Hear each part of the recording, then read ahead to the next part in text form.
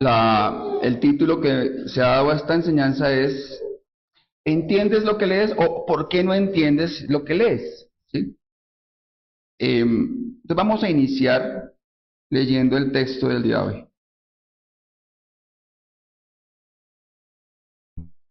Un ángel del Señor habló a Felipe, diciendo: Levántate y ve hacia el sur, por el camino que desciende de Jerusalén a Gaza, el cual es desierto. Entonces él se levantó y fue. Y sucedió que un etíope eunuco, funcionario de la Candace reina de los etíopes, el cual estaba sobre todos sus tesoros, y había venido a Jerusalén para adorar, volvía sentado en su carro y leyendo al profeta Isaías. Y el Espíritu dijo a Felipe: acércate y júntate a ese carro. Acudiendo Felipe, le oyó que leía al profeta Isaías y dijo: ¿pero entiende lo que lees? Él dijo: ¿y cómo podré si alguno no me enseñare? Y rogó a Felipe que subiese y se sentara con él. El pasaje de la escritura que leía era este: como oveja a la muerte fue llevado, y como cordero mudo delante del que lo trasquila, así no abrió su boca. En su humillación no se le hizo justicia, mas su generación, ¿quién la contará? Porque fue quitada de la tierra su vida. Respondiendo el eunuco dijo a Felipe: te ruego que me digas, ¿de quién dice el profeta esto? ¿De sí mismo o de algún otro? Entonces Felipe, abriendo su boca y comenzando desde esta escritura, le anunció el evangelio de Jesús. Y yendo por el camino, llegaron a cierta agua, y dijo el eunuco: aquí hay agua, ¿qué impide que yo sea bautizado? Felipe dijo: si crees de todo corazón, bien puedes. Y respondiendo dijo: creo que Jesucristo es el Hijo de Dios. Y mandó para el carro, y descendieron ambos al agua, Felipe y el eunuco, y le bautizó. Cuando subieron del agua, el Espíritu del Señor arrebató a Felipe, y el eunuco no le vio más, y siguió gozoso su camino. Pero Felipe se encontró en Azoto, y pasando, anunciaba el Evangelio en todas las ciudades, hasta que llegó a Cesarea. ¿Les ha pasado que en algún momento leen la Biblia y no la entienden?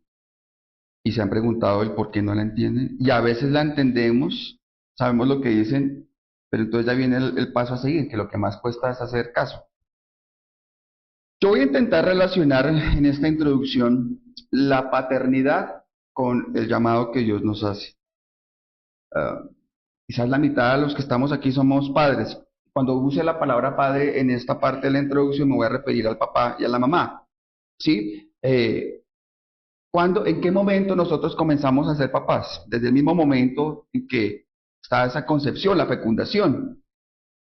Hermanos, la paternidad no es solamente una condición biológica, es un proceso de formación.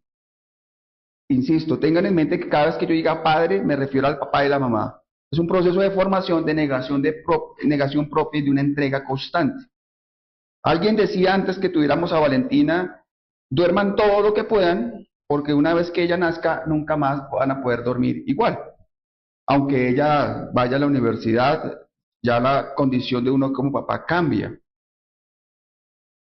Estoy hablando de un papá ideal, ¿no? Nosotros sabemos que existen papás de todo tipo. Un buen padre aprende a dejar de vivir centrado en sí mismo. Su vida cambia de eje, ahora gira en torno al cuidado y a la protección y a la formación de sus hijos. Un papá puede estar enfermo, puede estar cansado, puede estar débil, puede estar aburrido, puede estar desanimado, puede estar deseando incluso hasta la muerte, y aún así continúa su rol de papá. No va a dejar su función, su responsabilidad. Un buen papá enfrenta peligros, enfrenta dragones, gigantes, tempestades, desiertos, porque su prioridad no es su comodidad. La prioridad de un papá está en el bienestar de aquellos que dependen completamente de él. Cuando los niños son bebés como Edén, el padre no se pregunta si yo estoy listo para ser papá, ni funciona como papá o como mamá en función de qué tan fuerte o qué tan capaz se sientan. El papá o la mamá simplemente actúa, cuida, provee, alimenta. Ese es su llamado. El padre no piensa que es padre y entonces porque soy padre actúa. No. es como el instinto que hay dentro de cada uno de nosotros, ese instinto del papá y de la mamá. Y ese instinto nos lleva a cuidar y a preservar a nuestros cachorros, si se podría decir. Pero entonces, ¿qué quiero decir yo con esto? Que ser papá es una condición innata. Primero somos papás y luego viene el hacer. No se puede hacer las cosas para yo sentirme. Es decir, nuestro enfoque en la vida cristiana es primero quién soy yo. Y cuando yo entiendo quién soy yo en Dios, entonces hago. No se trata de lo contrario. Muchas veces la vida se enfoca en lo que yo hago para yo sentirme. ¿Sí? No sé si me dan entendido hasta ahí. Entonces, para yo ser un buen cristiano, entonces tengo que hacer esto, esto y esto y esto. No, hermanos, si somos hijos de Dios, primero debemos ser Dios. Ser hijos de Dios, ser salvos, ser regenerados. Y entonces nosotros podemos obedecer. Muchas personas dicen, no voy a la iglesia porque yo hago esto, esto y esto, mencionando pecados. Entonces las personas dicen, mejor el día que yo deje de pecar, ese día empiezo a asistir a la iglesia. Y no funciona así, el orden de las cosas es diferente. Primero yo me rindo delante del Señor, me rindo a su voluntad, y entonces el Espíritu Santo viene a habitar en mí, y entonces yo puedo ser obediente. Muchas personas buscan ser obedientes sin el Espíritu Santo, y eso no funciona. ¿Por qué menciono todo esto? Porque debemos saber quiénes somos. ¿Quiénes somos en Dios? A lo largo de esta enseñanza también trataré de explicar a la iglesia un tema que algún día hemos tratado y hemos hablado con algunas personas de la iglesia y con algunas personas externas de la iglesia. Y es una pregunta que en algún momento nos hacemos. Si yo soy hijo de Dios, si yo creo en Él, ahora, yo ya entiendo la palabra, entiendo, por ejemplo, vamos a poner un pecado, la mentira. Algunos son mentirosos, entonces dicen, sí, yo soy mentiroso, pero yo me acerco a Dios y yo lloro y le pido al Señor que me cambie, yo no quiero seguir siendo un mentiroso, pero continúa en la mentira. Y hay personas que luchan con algún pecado, pero perseveran en el pecado como un perro que vomita, repugna el vómito, pero luego se da media vuelta y otra vez ve el vómito y ¿qué hace el perro? Vuelve y lo toma. Y continúan con ese ciclo. Estas personas luchan con esto, se frustran, se sienten fracasados y no actúo como debería yo actuar. Sé que algo está mal, sé que aquí tenemos que diferenciar algo. Nosotros muchas veces podemos sacar de contexto el pasaje de Romanos 7 donde Pablo dice, sé que lo que debo hacer, no lo hago.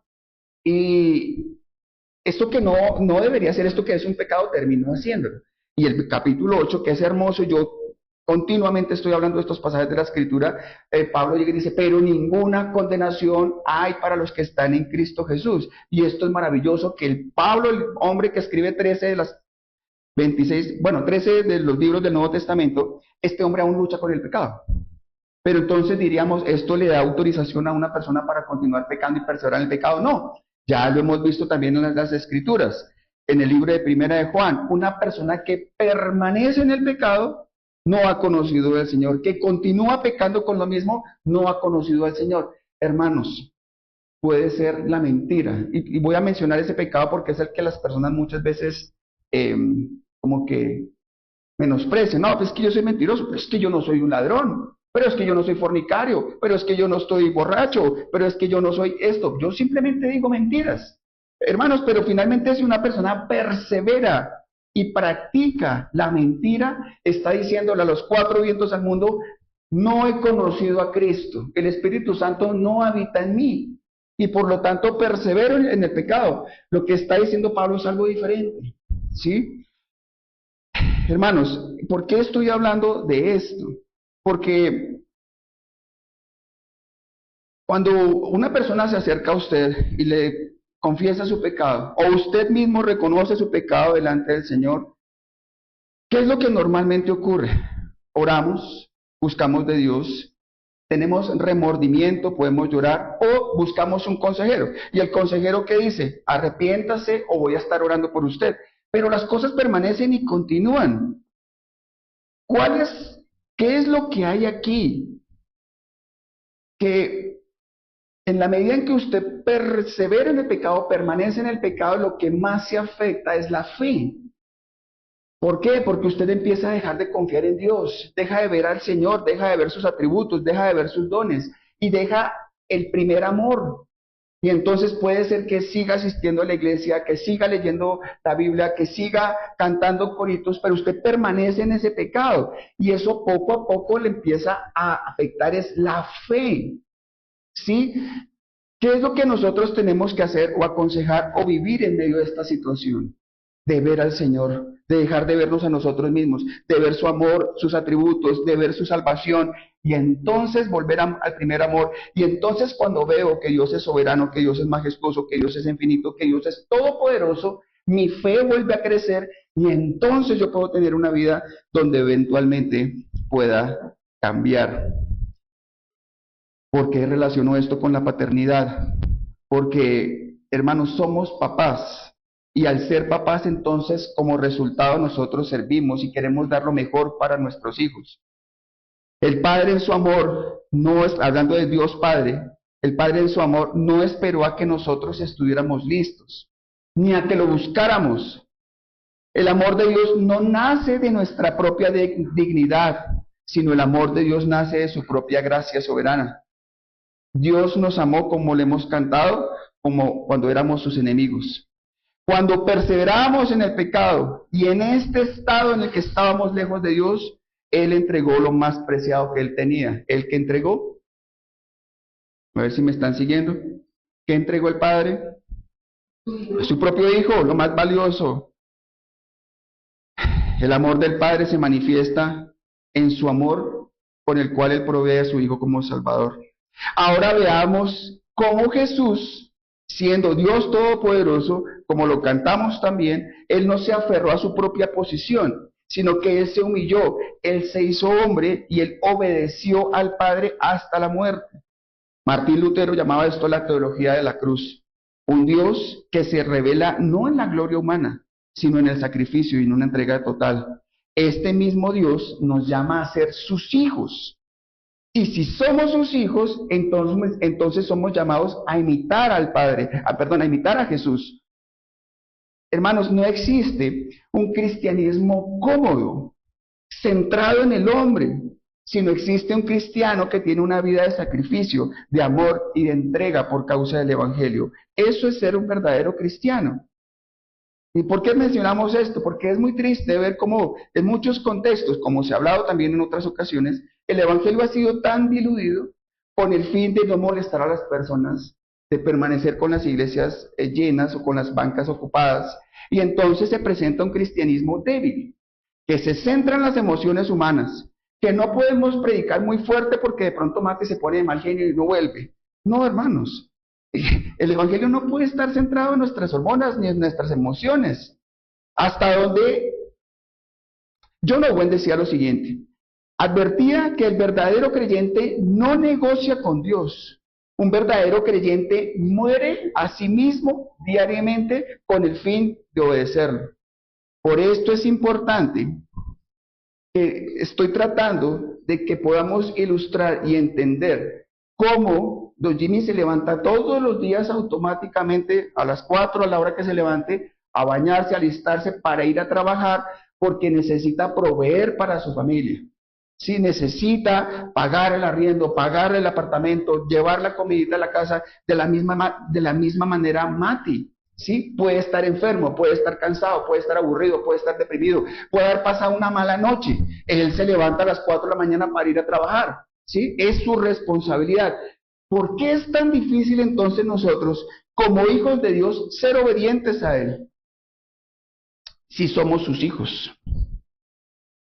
El tema de hoy es el discipulado, es el servicio, es el evangelismo. La Biblia menciona en Romanos capítulo 10, versículos 14 y 15, ¿cómo creerán a aquel que no han oído? ¿Y cómo irán sin haber quien les predique? Hermanos, la Escritura nos presenta el ejemplo de Felipe. Felipe, él entendía su identidad, Felipe entendía su llamado. Ya lo hemos estudiado en las 2 semanas anteriores. Fue escogido como qué. ¿Por qué fue llamado Felipe? A ver si se acuerdan. Felipe fue el que le predicó a Simón el mago. Felipe fue elegido en Hechos 6, cuando estaban llenos de trabajo dentro de la iglesia, habían miles de personas y necesitaban atender a quienes eran las mesas, a las viudas, a los huérfanos, y no había quien lo hiciera. Entonces llamaron a Felipe, llamaron a otros varones para atender inicialmente a las mesas. Una tarea que algunos considerarían menor, a servir a las mesas, atender a las viudas. Y sin embargo, hermanos, nosotros debemos entender y tener claro que es tan importante en una iglesia quien barre como quien se pare aquí. Quítese de esa idea que el rol de que una persona tiene que al predicar es diferente que al que barre y al que acomoda las sillas. Tienen la misma dignidad delante del Señor, o como aquel que ofrenda, o aquel que predica, o aquel que está haciendo. Y si tuviéramos un ministerio más grande, tiene la misma dignidad el niño que va y sirve los platos con habitantes de calle, como aquel que predica. Lo que pasa es que a nosotros nos enseñaron que el pastor o el predicador es el ungido de Dios, él tiene vara con el Señor, y como que los demás son oficios menores, y no es así. Todo lo que nosotros podemos hacer al Señor, y lo hacemos para la gloria de Dios, es importante, es valioso. Martín Lutero decía que toda vocación es santa cuando se realiza para la gloria de Dios. Felipe dijo, aquí estoy. Y esta es la respuesta del corazón real. Dios puede contar contigo. Si Dios necesitara alguna persona para servirle, podríamos levantar la mano y decir, Señor, cuenta conmigo. Y no estoy hablando del rol de papá y mamá. Ese lo entendemos que se tiene que dar porque es nuestra primera función, nuestra primera obligación. Pero si Dios, voy a exagerar algo, necesitara ir a atender un orfanato en África con viudas o con huérfanos, o que quisiera ir a atender a las mujeres en ejercicio de prostitución, o quisiera atender a los empresarios, o ir a predicar a una fábrica, ¿Dios contaría con usted? Usted diría, aquí estoy, Señor. ¿Esa sería la respuesta de nuestro corazón? ¿Será que Dios nos haya disponibles? Hermanos, mi sueño siempre fue ir al África. El de Milena fue ir a la ONU. Y cuando iniciamos nuestro matrimonio, nunca en nuestra mente, nunca en nuestro corazón estuvo la idea de ir a plantar una iglesia en los Estados Unidos. Nunca en nuestra mente estuvo la idea de ir a vivir a Mocoa, Putumayo. Menos en nuestra mente hace 5 o 6 años estaba la idea de venir a Manizales. Si fuera por mí, hace muchos años yo estaría metido en la selva por allá, o al menos en el Chocó. Pero mi sueño siempre fue el África. Cuando iniciamos la vida cristiana tenemos muchos sueños, muchas expectativas. Y recuerden que alguna vez les explicaba yo algo, es que cuando no somos creyentes, cuando usted no es creyente, es lo que usted quiere hacer por su propia vida. Yo quiero ir a Francia, yo quiero ir a Noruega, yo quiero hacer esto y aquello y ser el mejor en esto. Cuando usted empieza a conocer el Evangelio, entonces usted empieza a decir, ay Señor, yo quiero servirte en esto. Pero usted es el que se lo dice a Dios.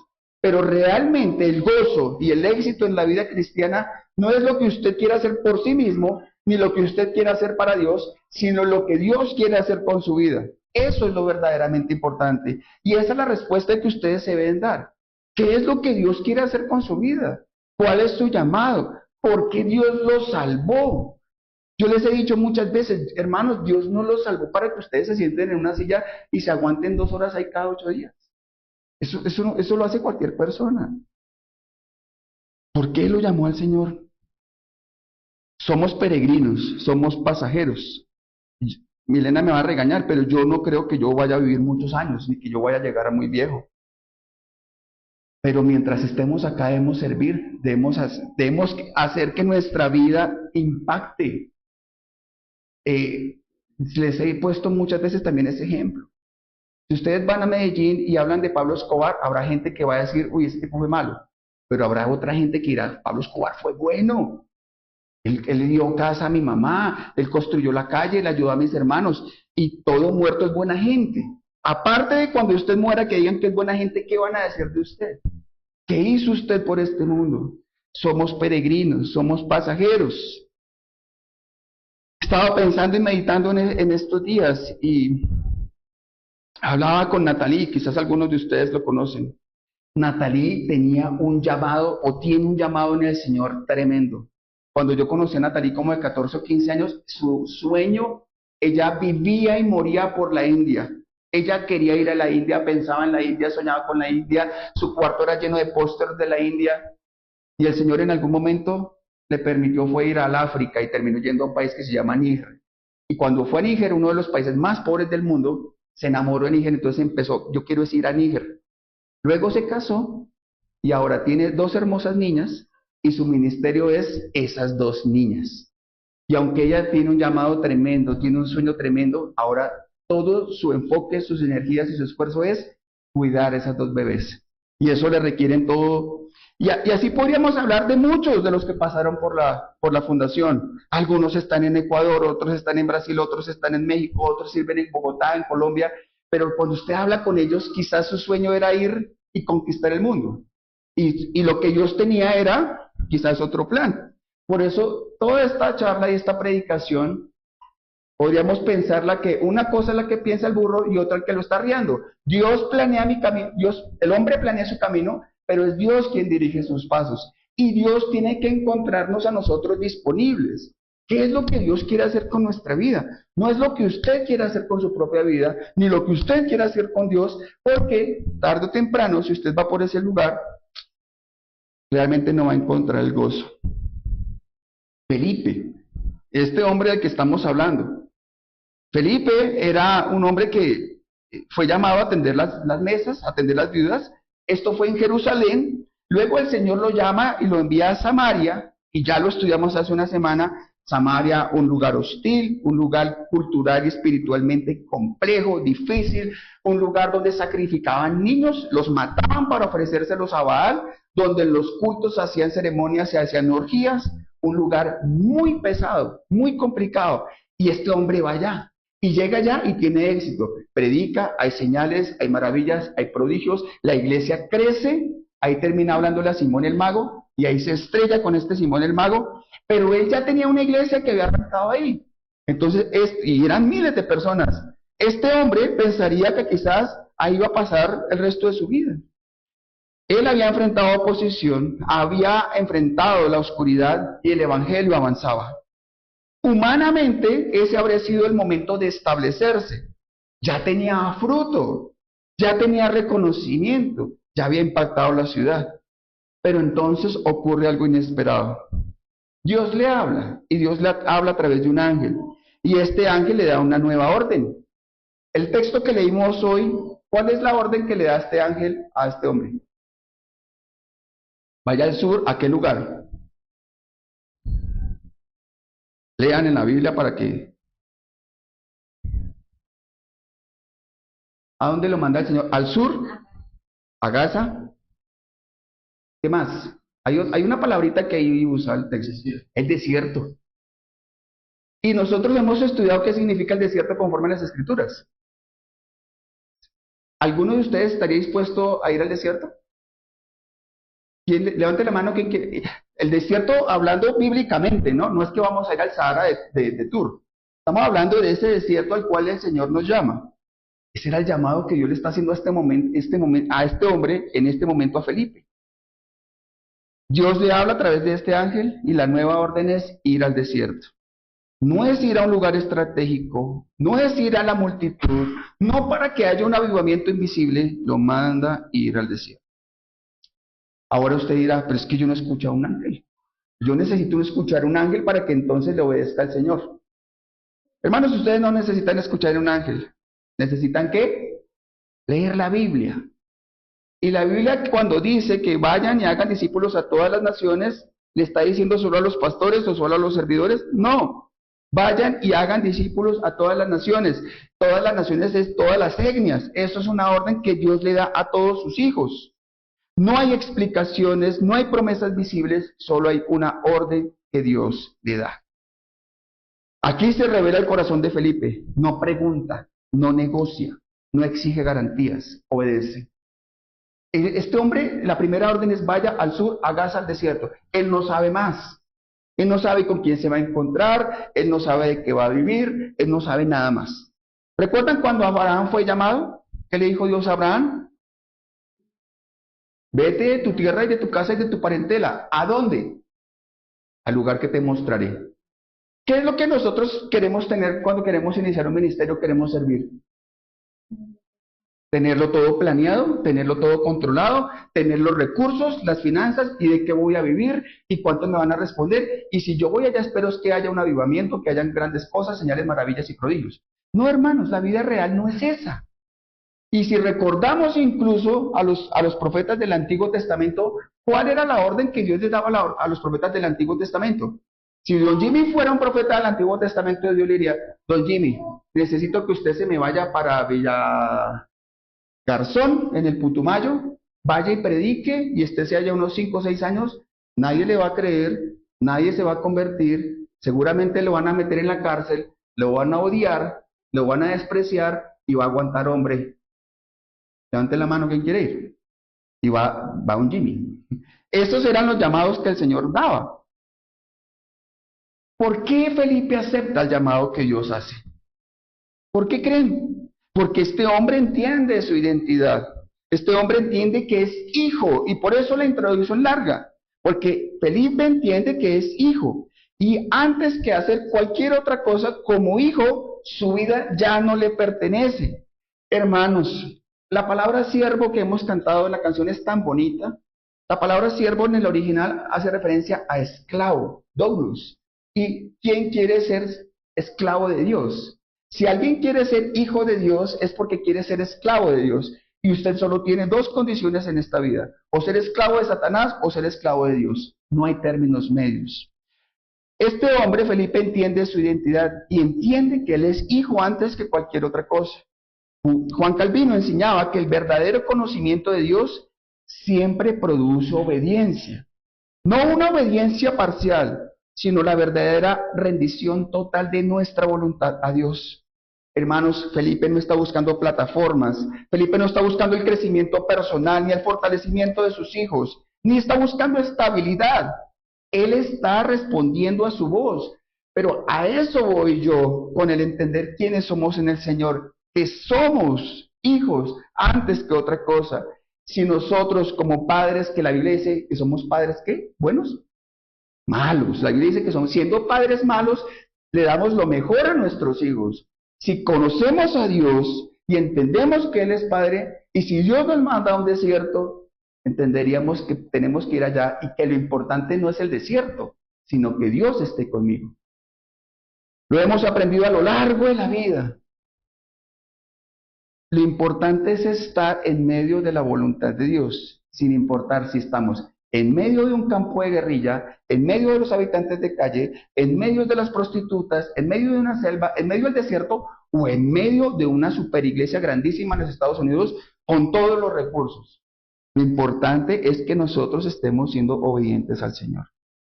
La lógica de Felipe es, bueno, Señor, yo voy al desierto y ¿qué gano yo?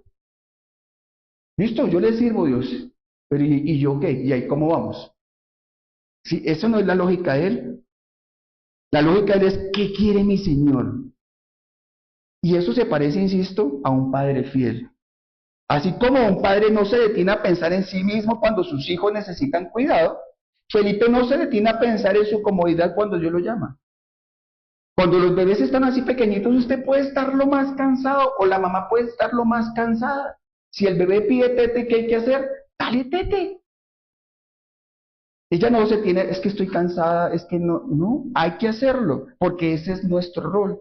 De la misma manera, si somos hijos de Dios y entendemos el llamado del Señor, que somos antes de lo que hacemos, y si Dios nos llama a ir al desierto, debemos ir al desierto. Y allí en lo oculto, en lo aparentemente insignificante, Dios cumple su propósito, el encuentro con el etíope. Una sola vida, ya no lo llaman las multitudes, es una sola vida, pero una vida clave para la expansión del Evangelio. Algunos, la Biblia no lo menciona, pero algunos consideran que este etíope cuando regresa planta iglesias allá. De hecho, en Etiopía existe una de las más grandes iglesias ortodoxas.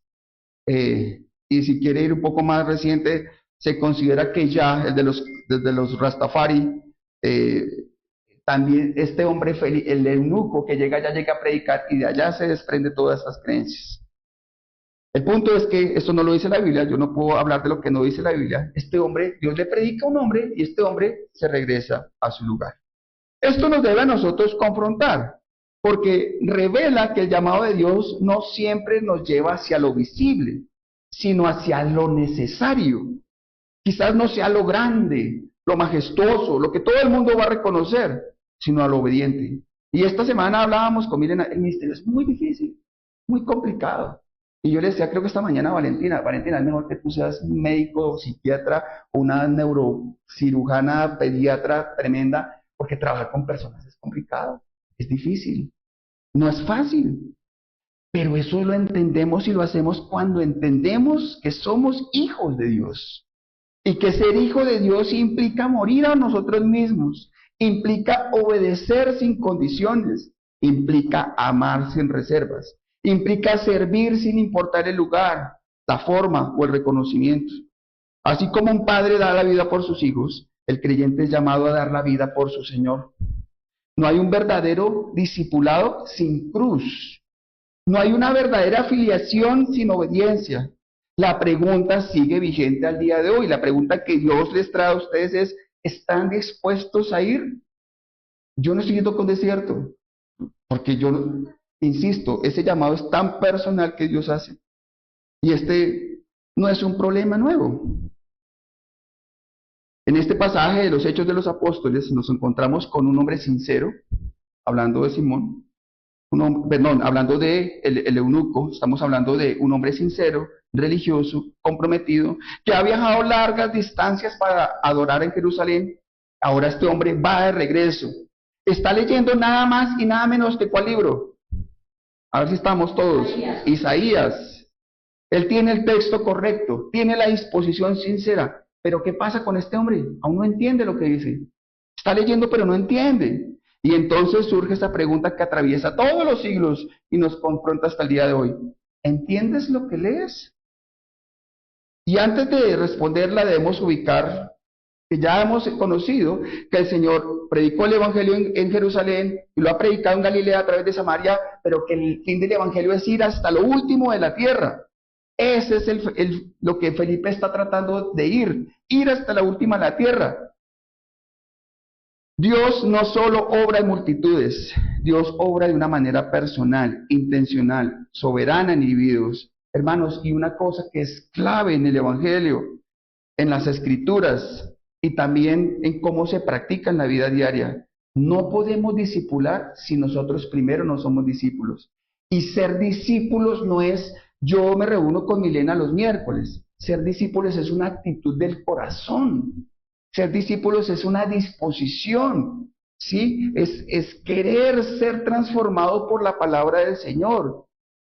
Dios en su soberanía dirige providencialmente a sus siervos y prepara corazones para que mediante la predicación o la exposición fiel de la Escritura, Cristo sea revelado y el pecador llegue a la fe salvadora. Este encuentro de estos dos hombres no termina simplemente con un entendimiento intelectual, termina en una respuesta concreta. El etíope, al comprender el Evangelio, ¿qué es lo que le pide entonces al hombre, al evangelista? Que le explique y luego le pide ser bautizado. Y esto es clave, porque el bautismo no es un ritual vacío, el bautismo nos salva. Es la evidencia externa de una fe interna. Como han afirmado teólogos reformados, muchos, el bautismo es una señal visible de la gracia invisible. El bautismo no salva, pero testifica públicamente de la salvación que ya ocurrió en el corazón. Es decir, este hombre creyó realmente, no solamente entendió, creyó, obedeció y se identificó con Cristo. Por eso la pregunta continúa, ¿entiendes lo que lees? No simplemente es una pregunta académica, es profundamente espiritual, porque como bien, insisto, lo señala Calvino, la mente humana puede captar palabras, pero necesita iluminación divina para abrazar la verdad. Y en esa misma línea, Sproul dice o insiste que el problema no es la falta de información, sino es la incapacidad espiritual que tiene el hombre a menos que Dios obre y le transforme el corazón. Hermanos, este pasaje entonces nos confronta con una realidad clara. El problema no está en la escritura, el problema está en nuestro corazón. Y a través de este encuentro veremos tres verdades fundamentales que responden a la pregunta que muchas veces nos hemos hecho: ¿por qué no entendemos lo que leemos? Esa primera parte, del versículo 26 al 31, habla de la incapacidad del hombre natural. Alguien que por favor lea el versículo 26 al versículo 31.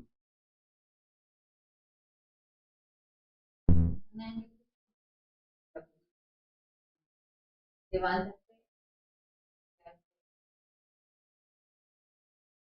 casa. Entonces él se levantó y fue. Sucedió que un extraordinario de casarse, el cual estaba sobre que había venido a Jerusalén para adorar. Volvía sentado en su casa y el espíritu acércate y júntate a su casa. Acudiendo a Felipe, le oyó que leía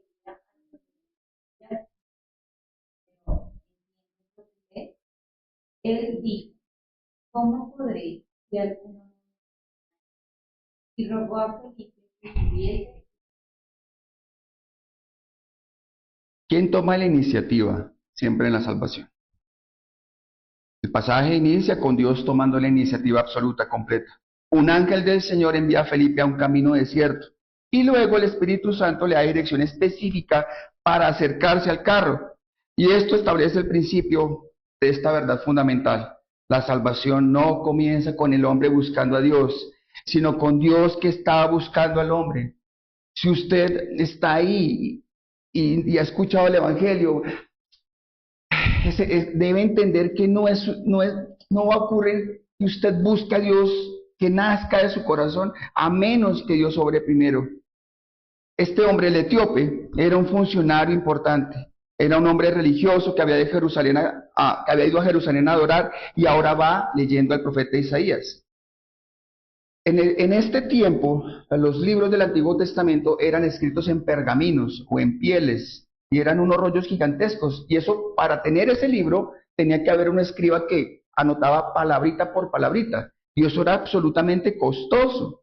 Este hombre tenía cosas a su favor, tenía acceso a la escritura, tenía un interés espiritual real, y tenía una disciplina religiosa. Pero cuando Felipe le hace la pregunta clave: ¿entiendes lo que lees?, su respuesta revela su verdadera condición. ¿Y cómo podré si alguno no me enseñare?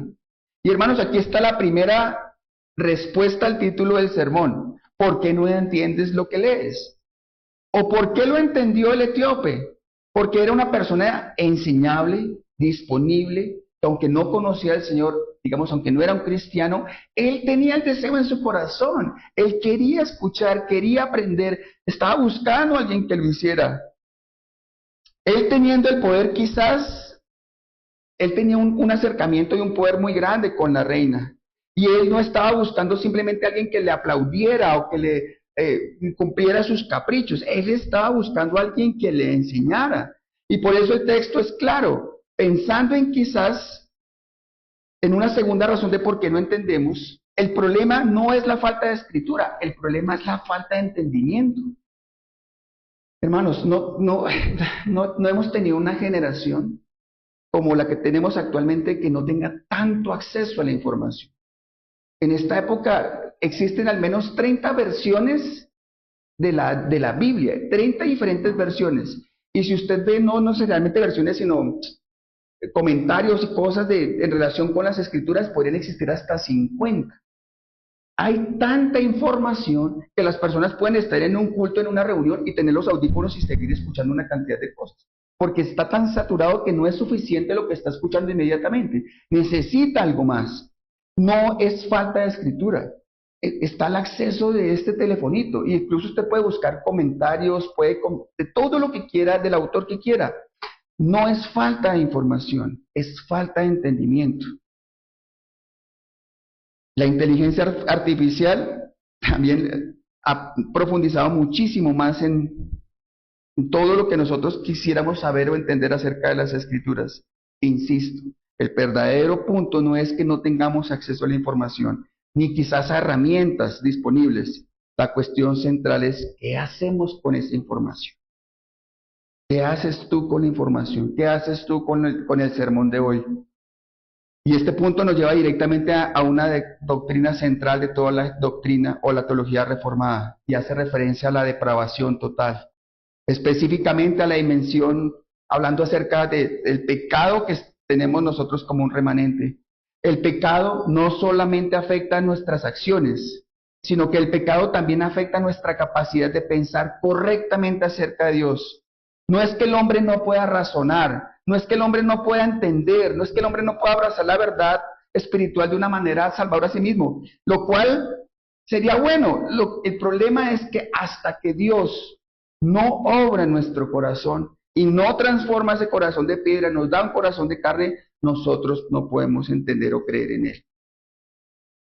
La escritura es objetivamente clara, pero el hombre necesita esta iluminación interna del Espíritu Santo. Esto tiene que ver con todas las escrituras. Esto no solo hace referencia a Hechos capítulo 8. El hombre natural no percibe las cosas que son del Espíritu.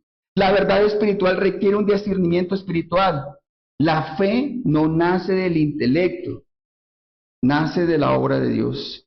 En otras palabras, que usted lo entienda, no basta con tener la Biblia abierta. Usted necesita que Dios le abra el entendimiento.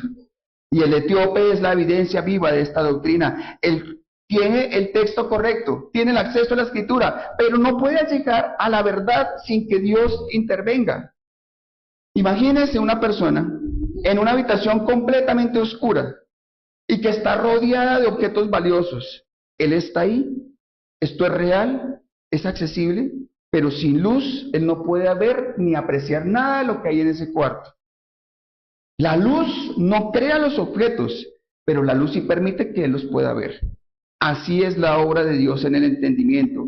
La verdad ya está en la escritura, ya la entendemos, ya la conocemos, pero sin la iluminación del Espíritu Santo no podemos acceder a ella.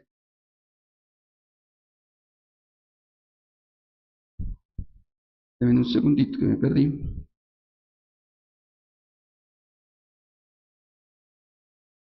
Sin iluminación, entonces todas estas verdades permanecen invisibles para el corazón humano.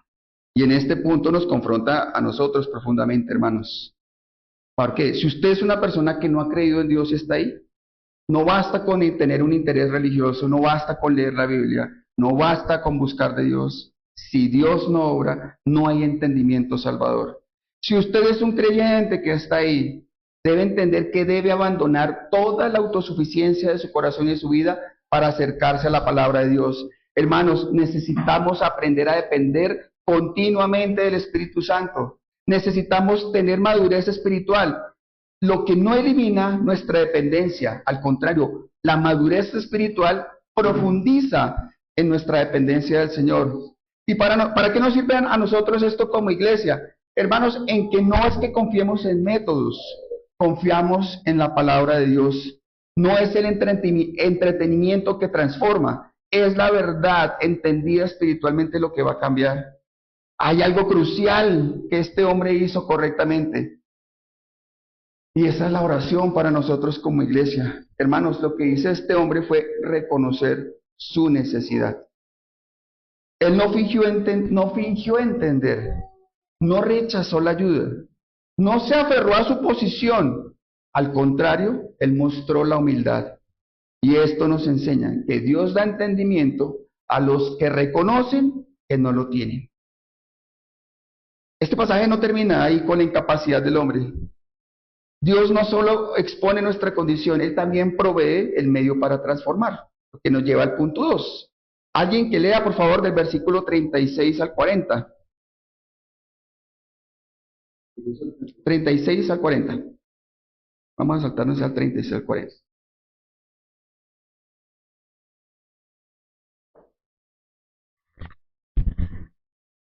Y yendo por el camino, llegaron a cierta agua, y dijo el eunuco: aquí hay agua, ¿qué impide que yo sea bautizado?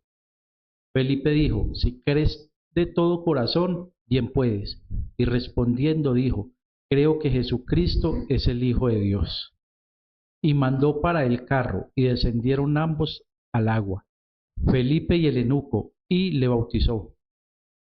Cuando subieron del agua, el Espíritu del Señor arrebató a Felipe, y el eunuco no le vio más, y siguió gozoso su camino.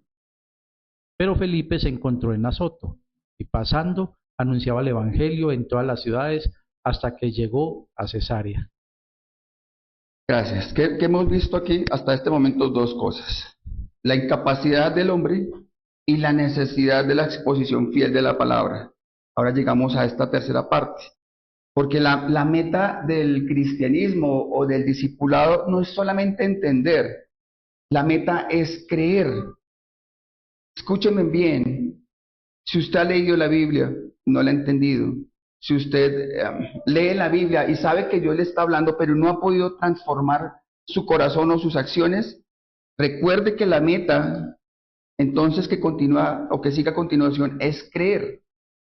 El texto dice que mientras iban camino, llegaron a cierta agua y el etíope le dijo, aquí hay agua. ¿Qué impide que yo sea bautizado? Y esta pregunta revela algo poderoso. Aquí ya había ocurrido algo en el corazón de este hombre. Felipe no tuvo que persuadirlo, Felipe no tuvo que presionarlo, Felipe no tuvo que convencerlo emocionalmente, Felipe no tuvo que hacer un cursillo del bautismo. Este hombre ya había entendido en su corazón y había sido salvo. Y es porque la palabra explicada, acompañada por la obra del Espíritu Santo, produjo fe. La Biblia dice que a quien está falta de fe, pídasela al Señor, que el Señor se la dará.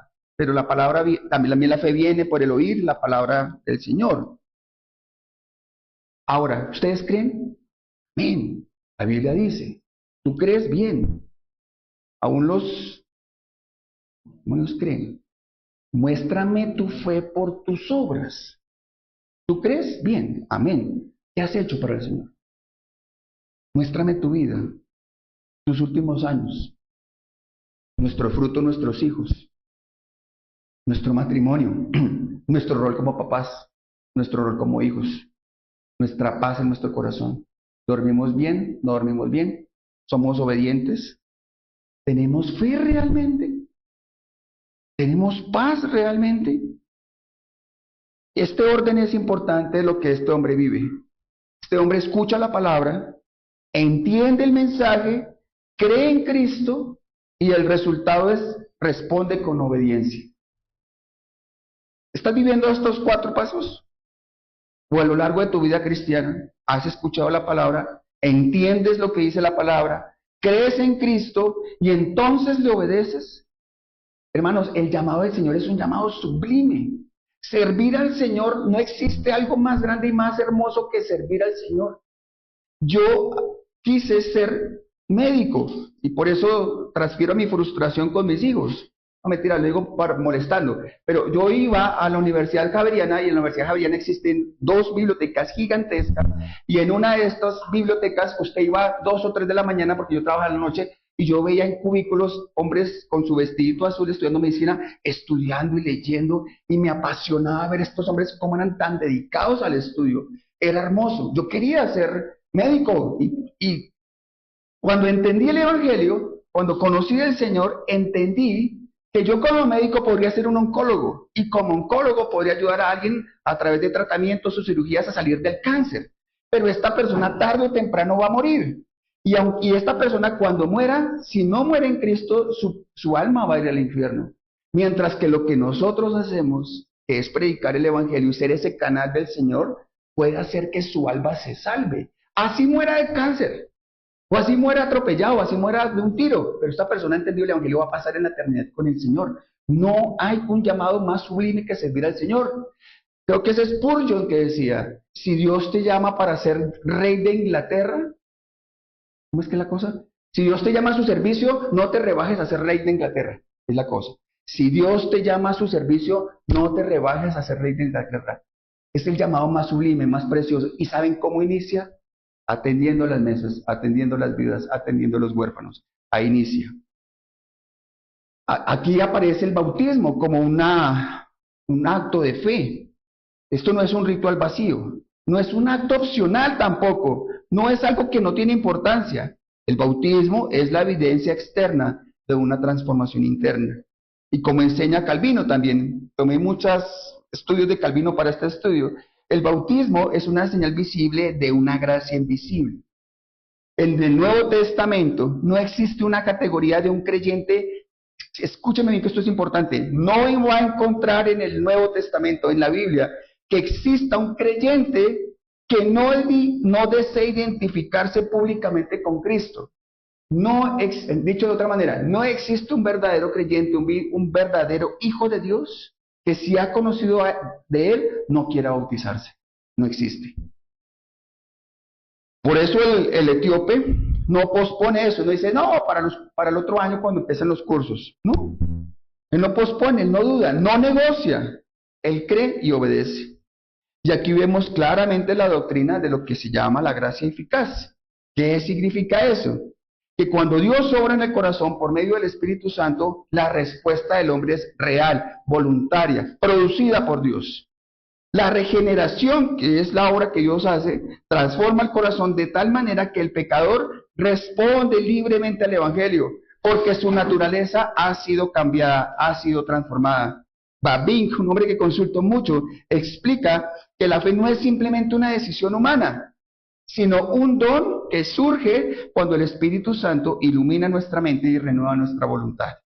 Por eso este hombre pasa de no entender a tener convicciones profundas. Pasa de preguntar a obedecer sin resistencia. No es presión externa, es una transformación que Dios hace desde el corazón. Este punto nos confronta de una manera muy personal. No es solamente un conocimiento intelectual, se los he dicho yo en algunas otras ocasiones. Hemos tenido profesores teólogos muy buenos que no creen en Dios. Y personas muy buenas que le pueden a usted explicar cualquier doctrina, pero no creen en Dios. Yo estoy seguro, como se los dije hace 8 días, que todos los que estamos acá, a excepción de los pequeñitos, podrían pasar acá al frente y con textos bíblicos hablarnos y explicarnos el Evangelio. Pero ¿será que todos los que estamos acá iremos al cielo? No se trata de lo que usted tiene acá. La pregunta clave es, ¿tu fe ha producido una obediencia que es visible, que tu esposo reconoce? ¿Tu fe es reconocida por tu esposo? ¿Tu fe es reconocida por tus hijos? Yo les hacía una pregunta, normalmente hacemos unas preguntas a los matrimonios, y le pregunto yo a los hombres, si tienen una hija mujer, ¿a ti te gustaría que tu hija se casara con un hombre como tú? Y a los hombrecitos, yo le preguntaría a Milena, ¿a ti te gustaría que Matías se casara con una mujer como tú? Y somos medio hipócritas muchas veces. No, que me falta. Porque no, pero es que no debería ser así la vida. La vida verdaderamente, que si uno le pusiera realmente corazón y vida, es que yo lleve una vida y que pueda mirar a mis hijos, directamente a sus hijos y no avergonzarme, y que todos los días me esforcé y traté de ser fiel a Cristo y ser fiel al Evangelio de tal manera que no tengo que avergonzarme y ponerle la mirada a mi hija y decirle, quieres que no fui perfecto, pero esfuérzate así como yo me esforcé por servir al Señor. Eso sería realmente algo honesto en nuestro corazón. No se trata de un conocimiento intelectual. ¿Tu fe ha producido una obediencia visible? ¿Tus hijos están dispuestos a seguir tu camino de fe? De fe. Hermanos, la fe no es que usted tiene 200,000 pesos en el bolsillo y sabe que tiene para la leche de mañana. Para eso usted no necesita fe. Tiene 200,000 y con eso le alcanza para la leche. La fe realmente es que usted no tiene un peso, no tiene quien le dé, y confíe y crea y tenga paz en que Dios le va a proveer para la leche de mañana. Eso es realmente la fe. La fe es creer que este niño pequeñito puede ir a la galería, servir al Señor, atender a los habitantes de calle en medio de prostitutas, de todo lo que hemos visto allá.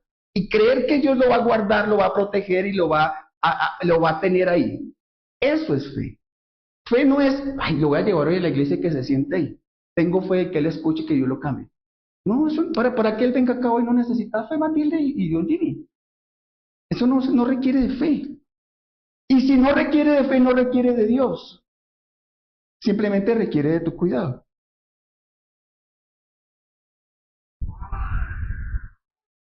¿Qué tan obediente eres? ¿Tu identificación es pública con Cristo? El etíope entendió esto inmediatamente. Hermanos, hoy en día hay muchos que dicen creer, pero postergan la obediencia. Y el texto nos confronta. La fe genuina se expresa en una obediencia inmediata. La Biblia dice que los verdaderos adoradores adorarán en espíritu y verdad. Adoradores no es cantar, adoradores obediencia. Y esa obediencia produce un gozo. El versículo 39 dice que, lean el versículo 39 por favor, para que estemos todos en sintonía. ¿Qué dice el versículo 39? Subieron del agua, no, levantó a Felipe y el grupo lo vio, no lo vio más. Lo gozoso su camino. ¿Cómo se sentía el hombre? Gozoso. Y esto es clave, porque Dios es más glorificado en nosotros cuando estamos más satisfechos en Él. Escúcheme bien esto. ¿Usted quiere glorificar a Dios? Su gozo es importante, su alegría es importante, su plenitud es importante. Glorificar a Dios implica que nosotros estemos completos en Él. Hermanos, la salvación, es importante entender esto. La salvación no solamente cambia nuestro destino por la eternidad, nuestra salvación cambia el gozo. Nos transforma de tener tristeza a tener un gozo. Y no es que la vida cristiana sea fácil. La vida cristiana tiene sus subidas, tiene sus bajadas. Como les decía hace yo una semana, idealizamos muchas cosas, hermanos, pero tenemos a un Elías quebrantado que está deseando la muerte. Tenemos a muchos personajes de la Biblia que están colocando su vista y su corazón en el Señor y que no la tienen fácil, pero que sin embargo al tenerlo al Señor lo tienen todo. Así termina este encuentro. Un hombre que no entendía, ahora cree. Ahora puede ser usted que sea un lector confundido y que ahora se convierta en un adorador gozoso. Un buscador que ahora se convierte en un hijo de Dios. ¿Y todo por qué? Porque Dios intervino, porque la escritura fue explicada y porque el Espíritu obró. ¿Qué necesitamos nosotros entonces? ¿Cuál debería ser nuestra oración? Que Dios intervenga, que la escritura sea explicada y que el Espíritu Santo obre. Eso es realmente el éxito de una iglesia, el éxito de un discipulado. Pregunta para todos nosotros cerrando esto. ¿Entiendes lo que lees? ¿Por qué no entiendes lo que lees? Hermanos, el recorrido de este pasaje continúa con esta fuerza en esta pregunta. No es una pregunta superficial, no es una pregunta académica, es una pregunta que define en dónde usted va a pasar la eternidad. Insisto, que usted se pueda responder si entiende lo que lee o no. La respuesta de eso implica que usted sepa a dónde va a pasar su eternidad. Hoy vimos tres verdades claras. El hombre por sí mismo no puede entender que Dios ha provisto mediante su palabra explicada, Dios ha provisto su palabra fielmente explicada y que el Espíritu produce una fe real que transforma. Ahora la pregunta no es sobre el etíope, la pregunta es sobre ti. Puedes haber sido expuesto a la Biblia por años, puedes conocer historias, doctrinas, incluso puedes defender tu fe, pero la pregunta sigue siendo: ¿has entendido realmente el Evangelio? ¿Has visto a Cristo como único Salvador? ¿Tu vida refleja esa comprensión? ¿Has confiado verdaderamente en Cristo? Amén. Muéstrame tus obras, muéstrame tu vida, muéstrame qué has hecho por el Señor. Ahora, no es que porque yo haga me sienta mejor, por eso insistí, di mucho énfasis entre ser y hacer. Con esto no estoy cambiando la primera parte. Primero somos y entonces hacemos. ¿Y qué es lo que trata de hacer muchas veces las congregaciones o las iglesias? Hacer, hacer, hacer, pero no se interesa por quién es. Hermanos, y podemos pasar muchos años aquí. A mí no me interesa el hacer, hacer, hacer si antes no somos. Este pasaje nos deja algo ineludible. Entender verdaderamente la Escritura siempre nos va a conducir a Cristo. Y encontrarse con Cristo siempre transforma nuestra vida. Hermanos, no te engañes pensando que leer es igual que entender. Y que entender, no te engañes pensando que leer es igual a entender, que entender es igual a creer y que creer es igual a obedecer. Mire, se le voy a decir, si usted entiende esto, ojalá salga de toda la hora y media que estoy hablando acá, se lleve esto. Leer es igual a entender es igual a creer y creer es igual que obedecer. Si usted cree, obedece. Si no, simplemente está engañado o engañada. El etíope no se quedó en el carro analizando ideas. Él descendió del agua, él obedeció. Y hoy muchos se quedan solamente con el conocimiento, solamente buscan el conocimiento, pero no buscan o no llegan a la rendición. La pregunta va más profunda, la pregunta ahora quiere ir un poco más profundo a su vida. ¿Entiendes tu llamado? ¿Entiendes lo que implica ser hijo de Dios? Porque aquí hay una realidad que no podemos suavizar. No todos los que se acercan al cristianismo son hijos. No todos somos hijos de Dios. Todos son creación de Dios, pero solo quien se rinde ante Cristo es considerado hijo de Dios. Hermanos, muchos se acercan a la iglesia como quien entra a un restaurante o quien se acerca a un circo. Pero ilustremos la del restaurante. Van a la iglesia y miran el menú. O miran la vida cristiana y eligen lo que les gusta y descartan lo que no. Pero el evangelio no funciona así. No podemos entregarnos a medias al Señor. Si el cristianismo ofreciera un menú, el menú sería el siguiente.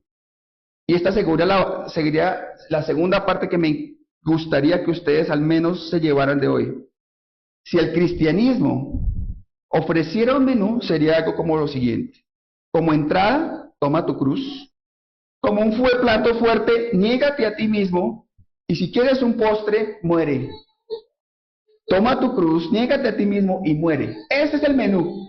¿Quieres ser cristiano? Mire, esto es lo que hay. Niégate a ti mismo, toma tu cruz, sigue a Cristo y muere. Pero muchos siguen a Cristo y ¿qué es lo que buscan? Su yo. Esto es porque lo digo yo, no, esto es lo que dice Jesucristo. El Señor no hace sugerencias, el Señor es Señor, el Señor no negocia, el Señor da órdenes que deben ser obedecidas. ¿Eres hijo o solo estás cerca? Porque la pregunta va más directa. Si eres realmente hijo o solo alguien que está cercano a la fe.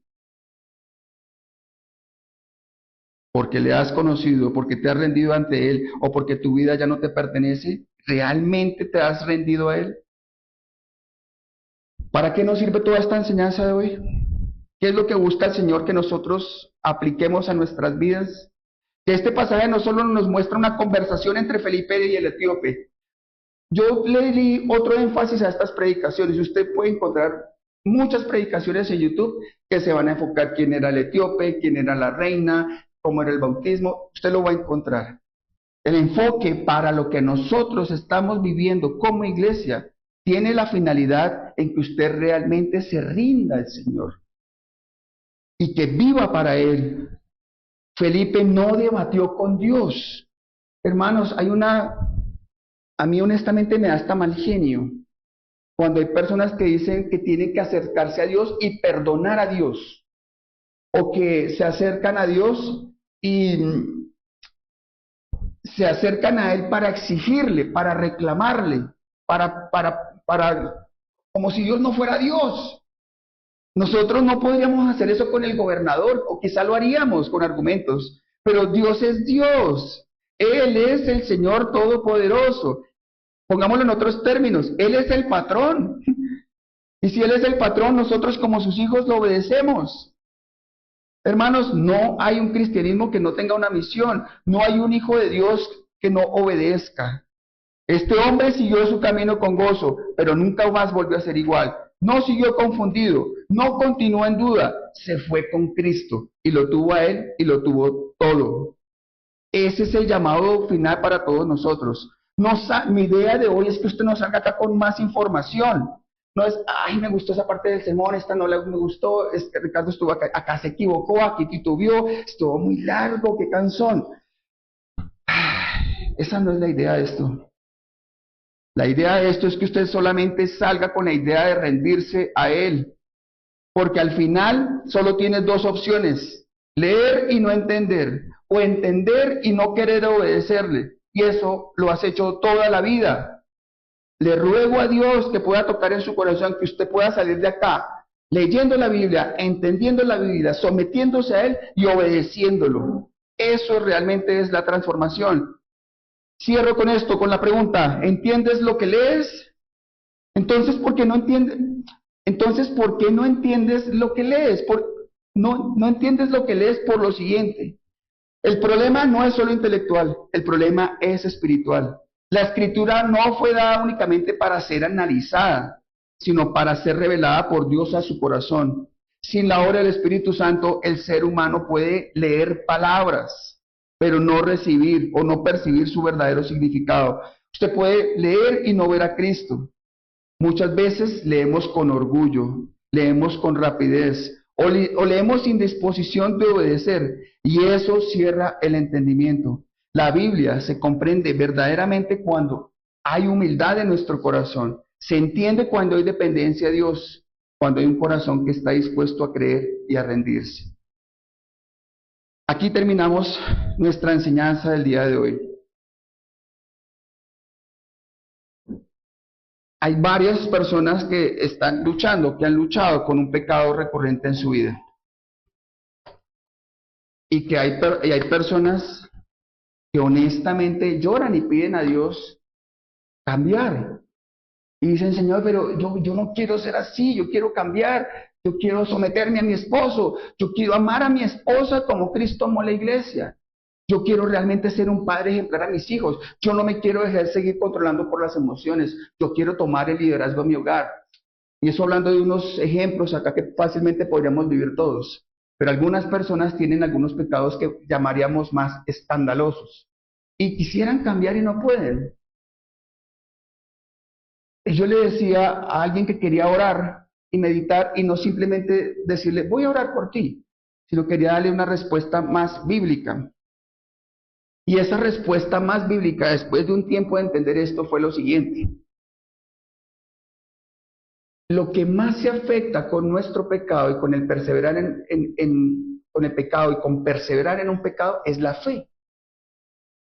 Cuando yo miento continuamente, o cuando yo no amo a mi esposa como Cristo amó a la iglesia, lo que al final se afecta es mi relación con Dios, ¿sí? Entonces se empieza a deteriorar, me empiezo a alejar, ese primer amor se empieza a enfriar, y entonces ya es más fácil pecar, ya es más fácil responder como los otros nos tratan. Entonces, si alguien me trata con irrespeto, pues yo le trato con más respeto. Y en el ciclo es que nosotros hemos leído el matrimonio: si yo me siento irrespetado, pues entonces yo la ignoro y la hago sentir no amada. Y ella no se siente amada, entonces me sigue respetando y no me sigue dando a mi lugar. Y ese pecado continúa y persevera hasta que algún día uno grita y el otro grita y se armó el caos en la casa, ¿sí? ¿Por qué no cambiamos? ¿Y qué es lo que se afecta con ese ciclo? Se afecta mi relación con Dios. Y al afectarse, insisto, mi relación con Dios, ese amor por Dios se aleja. ¿Qué hay que hacer? Hay que enfocarnos en volver al primer amor, a dejar y vuelvo al mismo ejemplo de ese ciclo. Entonces yo debo dejar de empezar a dejarla de ver a ella y empezar a ver a Dios, y a enfocarme en Dios, y a enamorarme de Dios, y a conocer de Dios. Porque si yo me enfoco en Él y entiendo su amor por mí, me va a quedar mucho más fácil y va a fluir en que yo la pueda amar como Cristo amó la iglesia. O va a fluir en que ella en algún momento se someta a mí. Pero esto es solamente un ejemplo. Yo ruego al Señor que usted pueda aplicar eso a esos pecados con los cuales no ha podido dejar, que permanecen ellos y por los cuales sufre. Ahora también tenga en cuenta algo, que si usted ha perseverado en un pecado, lo más honesto y lo más real, y con todo el amor del mundo, yo tendría que decirle que finalmente usted no ha conocido de Cristo, que ha sido un asistente, que ha leído la palabra, que la ha entendido quizás, pero que realmente el Señor no ha transformado su corazón. Y que entonces lo que tendría que hacer es rendir su vida y confiar en Él y rendirse a Él. Porque si no, simplemente estamos jugando al cristianismo. Y por eso el perro vomita, y, qué asco, se da media vuelta y vuelve y se toma su vómito. Y así lleva años y años y años. Vamos a cantar una canción.